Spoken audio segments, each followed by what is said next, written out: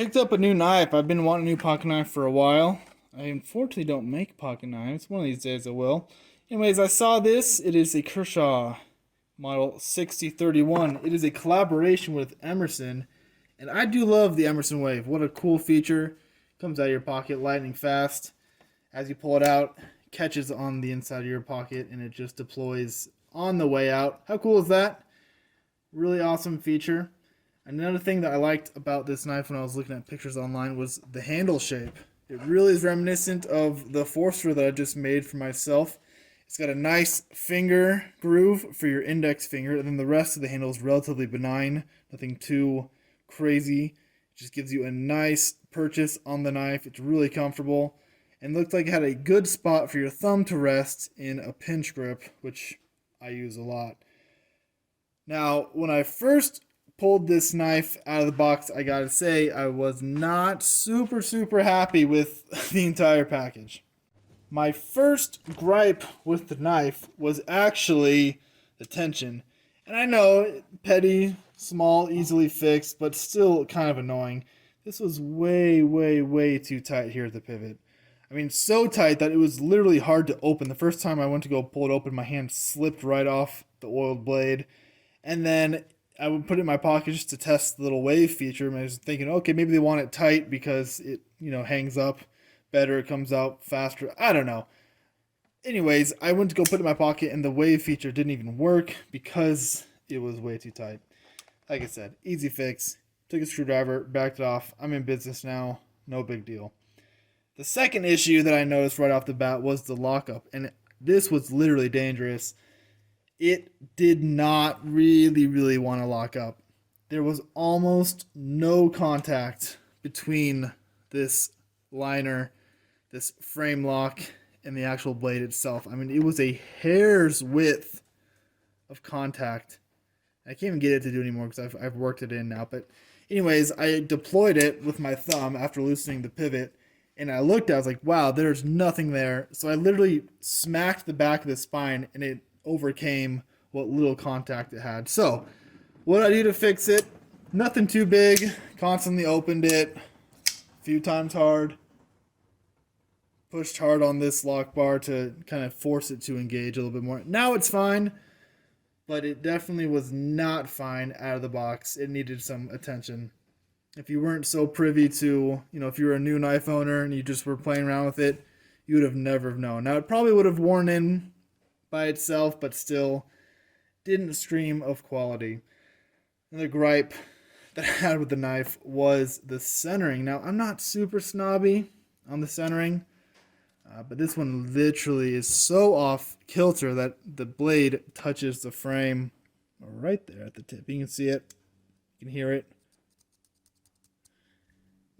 It doesn't affect the performance of your knife. It kind of just one of those annoying little features that just detracts from how happy I was to get a new knife. I was like, oh wow, this is a really cool knife. And I open it up like, dang, that's stiff.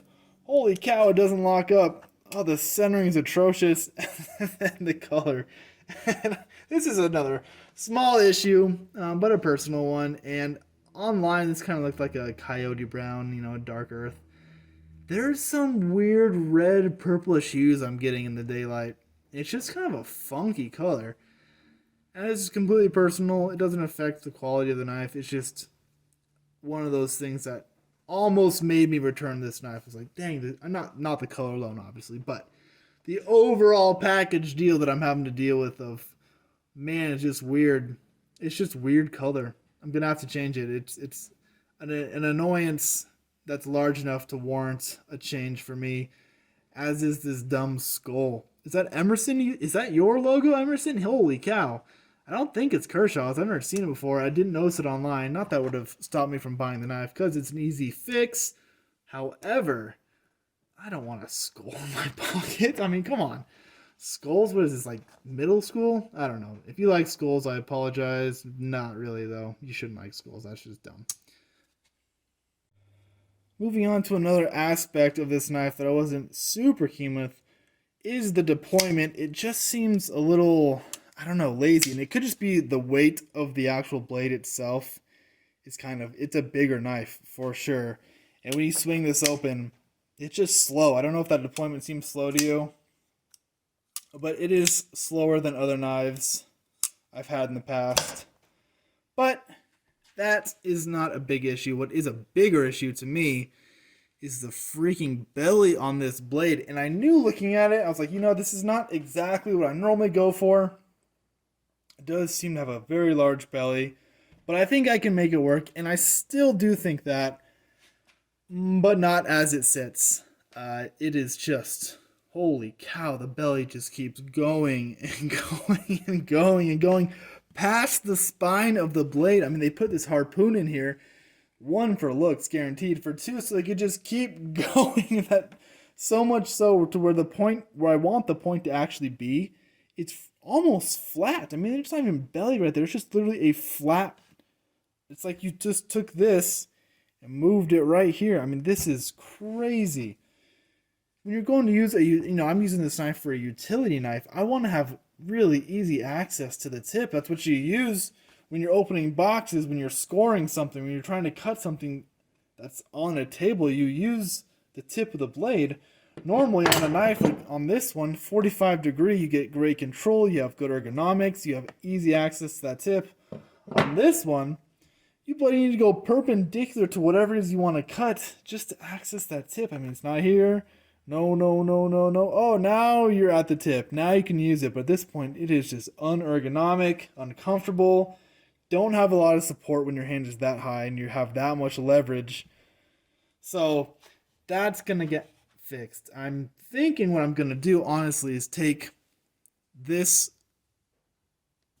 completely off. I'm just going to grind it off. I'm going to take the harpoon and grind to this line right here. It'll lose probably a 1/4 inch of overall length, but what it's going to do is move this tip a little bit farther forward to where I like it to be.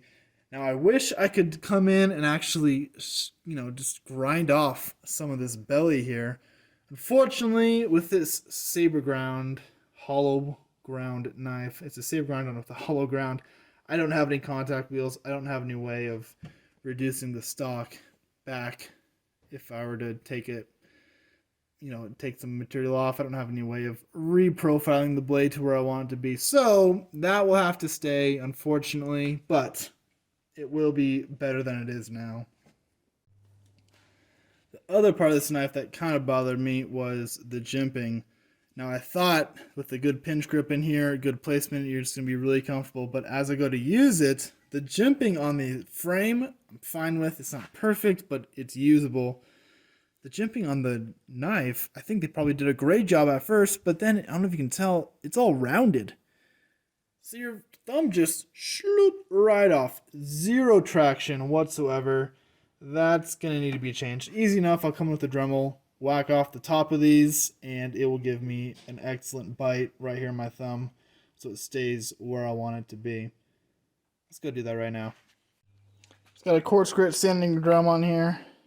Relatively low speed. I don't want to take off too much material at all. Just sharpen up this jimping.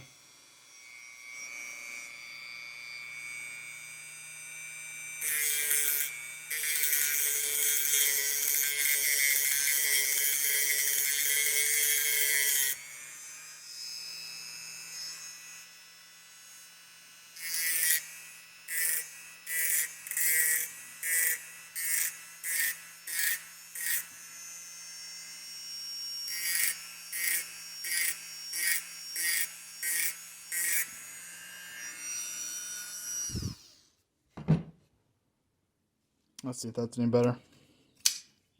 Oh yeah. Already just way better. Did not have to take off much at all. Just sharpen those up a little bit. Now you have way better traction. I don't know why they would have rounded those off so much. They're probably just thinking, oh, round off all the edges. You can tell they did it on the spine here. Just trying to make it more comfortable, which I can appreciate them trying to make it a little bit more comfortable, but some places on the knife, you want to have a nice sharp edge, and on the jimping is one of those places. The other aspect of this is this swedge. I'm going to grind that off because the tip on this is just nearly inaccessible. Now, if you wanted a skinning knife, all that belly would do you something good, But at a utility knife, you do not want your tip of the knife so far back. It is way back there. Alright, I've got a fresh build, very slow speed. I do not want to heat this up at all.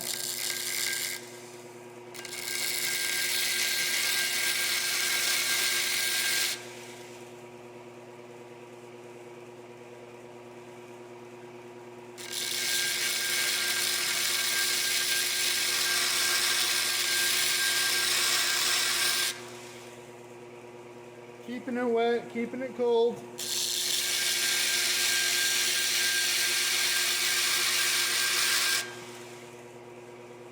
I hate grinding on knives that are already sharp.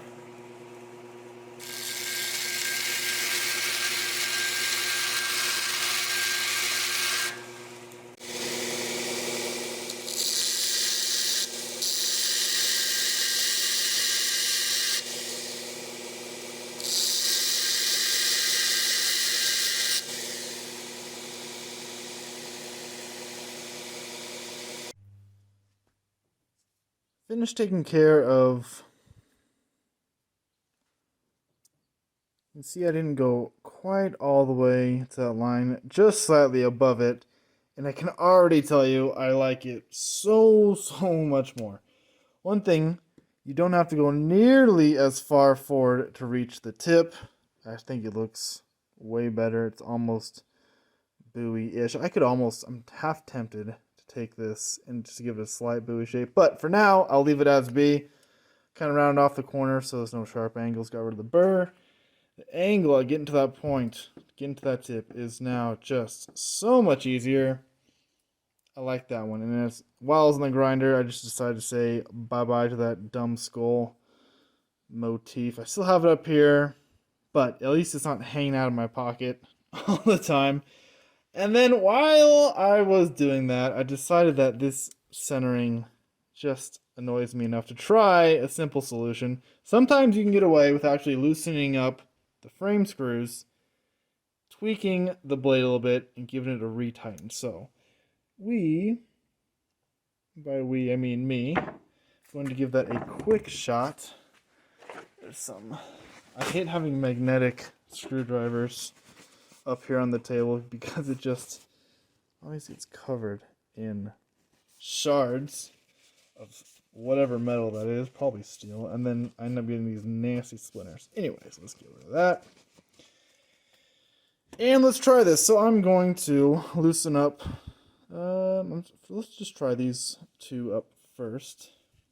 I'll put a little pressure on the blade, and then I will tighten it up. And there's a lot of different ways people do this. Some people tighten up this screw all the way and then try and tweak the frame. I might try this if it doesn't work. But for now, let's try this method. I'm just going to loosen. Oh, these are not very tight at all. Loosey-goosey. And then I'm going to put a little bit of pressure on that. Let's see how I want to hold this here. Oh yeah, like that. Okay, lots of pressure here. We'll tighten this up. See if that helps at all. Come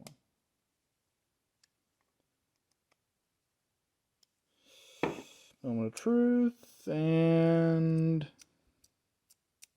no, that didn't do anything. All right, well, I'll try that one more time, and I'll also loosen up that screw. Loosey. What if I just try loosening it from the other end? These ones might actually just be holding on. I don't know. They're probably holding on more than just the little scale here. Yeah, okay. It is loosening it up all the way. All right. Oh, wow. I feel that kind of crunch a little bit. Very loose. Okay.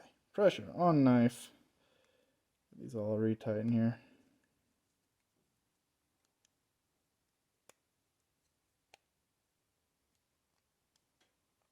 Come on. Work. No. Dang it. hear that every time he closes?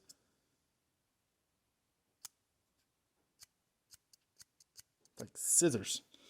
Okay, well, let's tighten the lock up and try it again. Fixed for now. I ended up having to leave this pivot screw just a smidge tighter than I would like. However, you can see on here, there's a little scratch kind of along this area right here. That's where it was actually contacting the edge of the frame. It no longer does that. You can hear when it closes, no more scissor action. No longer it sounds like scissors closing, which is good. Centering, again, not perfect, but at least it is no longer touching. It definitely is way biased to the left or right. I'm going to go with the left of the knife. It just depends how you're holding it. Anyways, no longer touches. That's good. So I fixed the jimping, reprofiled it, got rid of that crazy swedge with the knucklish bad upsweep. And I wish I could take away some of this belly, but honestly, it's fine how it is. It's a little proud here with this belly. A few too many beers. But it is way more usable than it was. Now, the color. Now, you might think I'm a little bit crazy, but I think I'm actually going to try hitting this with a brown Sharpie. I've actually had pretty decent luck coloring clothing and leather and other things with Sharpie for small detail works. I've never tried doing something this big. My worry is that you're just going to end up with a bunch of little scribble marks everywhere. I don't know. Do I want to do it? Here's the thing. I want to change it, but I also don't want to make it look stupid. I'm debating. Do I do it? Oof. You know what? I'm going to go for it. And if it's really, really bad, it'll give me all the more incentive to make my own.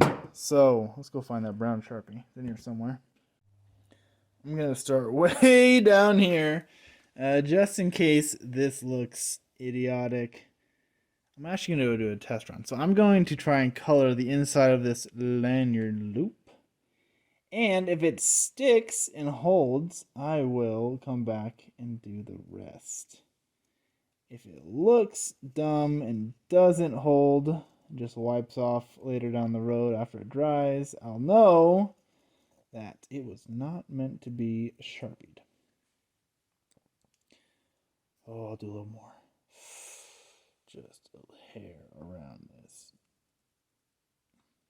The thing with G10 is a lot of times the fibers are still somewhat porous. They don't get completely saturated with whatever epoxy or whatever they're using. Okay. The brown hole. Okay.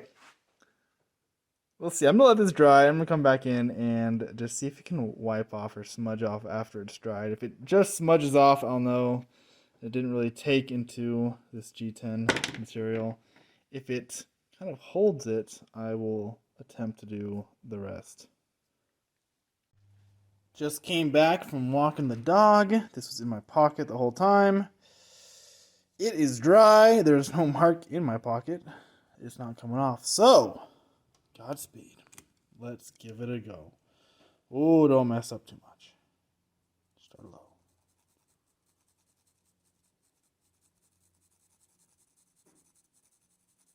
Keeping it even.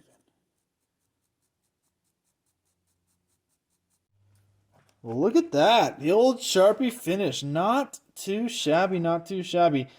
Now, I will say, in full disclosure, after this completely dried, I went inside with an alcohol rag, and I just quickly tried to buff it out in attempts to try and blend in some of these striations that are apparent only in certain light.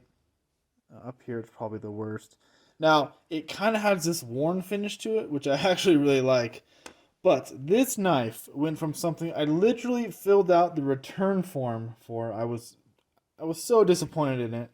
I wanted to just get my money back. But I decided to keep it. And I have finally made it into something that I would be happy and will be happy to carry in my pocket. Got rid of the dumb skull. Increased the traction on the jumping back here. Changed the color of this god-awful scale. I loosened up the pivot. Small one, I know.